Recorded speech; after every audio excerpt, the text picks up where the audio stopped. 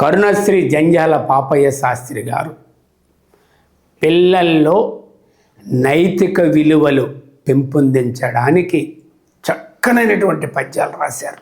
నిజంగా ఆ పద్యాలు ఈరోజు విద్యార్థులు పిల్లలు నేర్చుకుంటే సమాజం ఈ స్థితిలో ఉండదని నా నమ్మకం.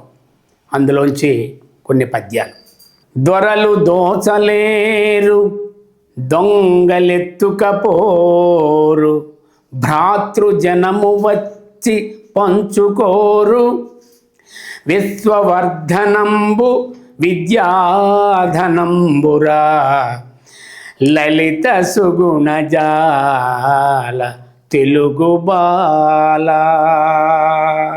డబ్బు అనేది సంపాదిస్తే అది దొంగల పాలో లేదంటే అన్నదమ్ములో పంచుకోవడానికి వస్తారు. కానీ విద్య సంపాదిస్తే దాన్ని పంచుకోవడానికి ఎవరూ రారు.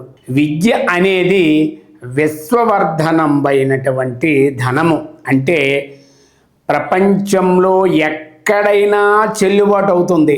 అమెరికా డాలరు ఇండియాలో చెల్లదు, ఇండియా 100 రూపాయలు అమెరికాలో చెల్లదు.